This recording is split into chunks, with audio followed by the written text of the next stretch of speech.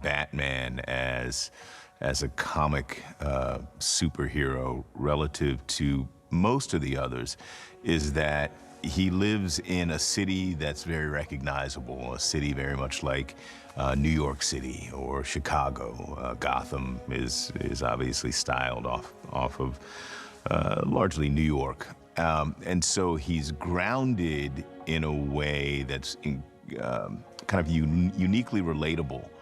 You know, he's not extraterrestrial, he's a human. He lives, he inhabits this space that many of us do inhabit. And so there's a relatability there that, that I think Matt really builds on in a compelling way.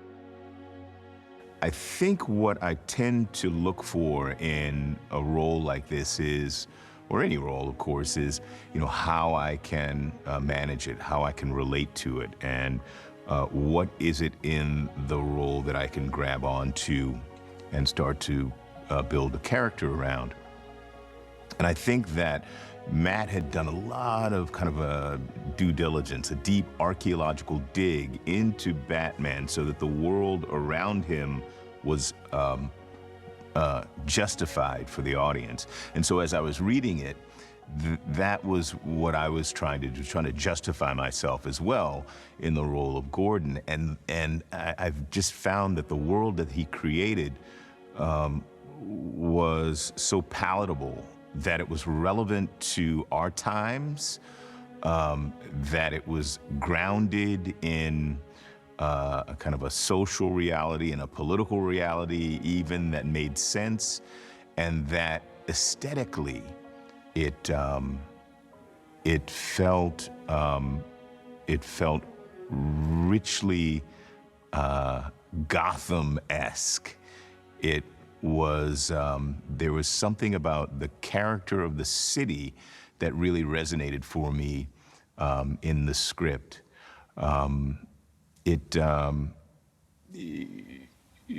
Batman has an opportunity to explore themes, places, as this kind of mythic hero, but these places and these rooms and the city that he inhabits is one that's close to us. And so because of that, we have an opportunity to be adventurous and dynamic, but at the same time probative in a way that is unique to the character. And Matt really, I think, designed the architecture of the space that the film takes place within in a really smart, compelling, and sensible way, in a meaningful way, in a way that's resonant and gives additional depth to the characters and to the story that we're telling. Well, the Gordon Batman relationship in our film is year 2, so it's not at the beginning, but it's early on. And again, Gordon as this kind of overwhelmed everyman who's kind of desperate to rise above the difficulties of that Gotham is presenting him, reaches out to Batman, I think, out of a level of desperation, but also, I think, again, a sense of admiration that, he is he's a capable figure. And he also recognizes that for some reason, not quite clear at the beginning, they're aligned, they're on the same side in terms of their perspective on the city and on what you know um, what can be done in the face of the disintegration of the place. Robert is a really reserved, um, uh, somewhat quiet guy, um, and when he becomes Bruce Wayne, and I don't have many scenes with him, but most of my scenes are with him as Batman, and he came through as Bruce Wayne, and it was, who is this guy? As though he had grown like 5 inches, and he just had a presence about him that's not at all the way he carries himself. When the camera's off.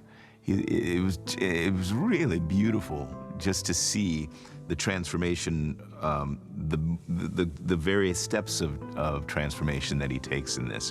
One is Bruce Wayne, and then the transformation that Bruce Wayne takes as Batman. There's just beautifully distinct in a way that's going to be really, really compelling and exciting and new. He's just a wonderful actor, wonderful, interesting, subtle but dynamic performance he's given. It's super cool. Bruce has some engineering, mechanical skills, and he crafted the baddest, hyper, amped up, hemmied out muscle car that you could possibly imagine. And I said to myself when I read it, yes. And also something that is just down the middle American in a way that these comics are.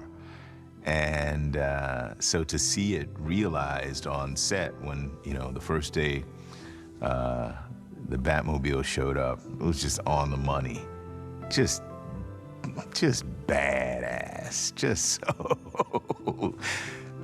so good. And at the same time, again, so kind of justified and grounding and tangible.